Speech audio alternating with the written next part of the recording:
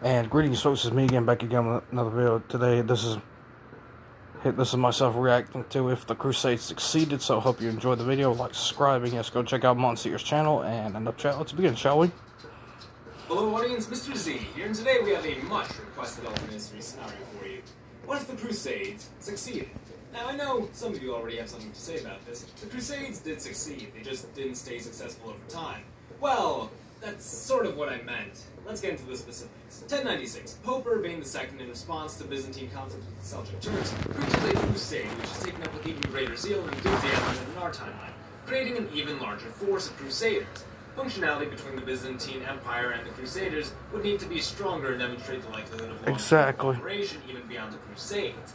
The Seljuk dominions would quickly fragment and dissolve at an accelerated rate, at which point the Crusaders would divide into two groups. One which would remain with Byzantine Emperor Alexius I and launch a full assault on Iconium, while the second group would move on to Antioch and Tripoli, which would easily fall to the Crusaders. But the real prize was Jerusalem, That's my dog for which would have been far more heavily fortified and defended. This would require the full unified force of all the Crusaders, as well as a strategic play. Now, the key to lasting success for the Crusades would be continual occupation and fellowship with the Byzantine Empire. Basically, Pope Urban's hope of the Crusades bridging the gap caused by the Great Schism would have to go according to plan, which means the Crusaders would need to be far more disciplined, and also not pillage Byzantine cities on their way to Constantinople. Exactly. That's a bit of a deal breaker. See, folks, Pope Urban had essentially promised the Crusaders full penance for any of their crimes should they go off to fight this war. And this was interpreted as, we can basically pillage and kill whoever we want, so long as we complete this mission. That would need to be corrected for this, for the Crusades to have a long-lasting success. From that point on, the Crusaders would continually grow in numbers, and both defend what would become their new home while launching assaults on Muslim cities. Having proved their effectiveness, more nobility would have their hand in shaping, training, and disciplining new Crusaders, developing them into ideal warriors with a strict code and regiment, basically creating a machine that would turn aimless marauders into disciplined soldiers. As years went by, veterans would return to Europe to train new recruits, improving the quality of each generation of Crusader, and paving the way for an inner circle of elite Crusaders who would become the main hand of the church. The title of Crusader would become something of an idol to reach for, and would become a consistent staple in Byzantine culture. While back in Europe, it becomes more and more exclusive, but continues to grow in power. By the mid-1400s, the Crusaders would have dominated and conquered the entirety of the Middle East, utilizing a policy of permanent occupation and conversion or execution of non-Christians. Without threat from the Ottoman Turks, Byzantium would have likely survived for another 200 or 300 years. However, once again, tensions would likely grow between East and Western perceptions of Christianity, and much of what we recognize as the end of the Crusaders would have changed dramatically, and would have varied greatly between nations.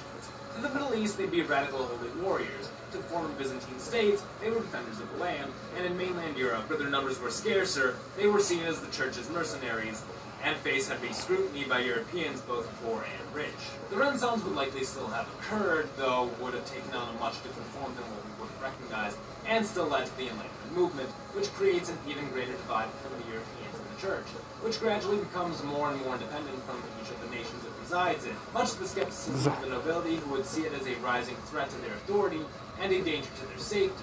As the years go by, East and West would have become dramatically different. Christianity would have been more widespread, but would have splintered into various subdivisions throughout the world, being more moderate in mainland Europe and far more radical in the Crusader states of the Middle East.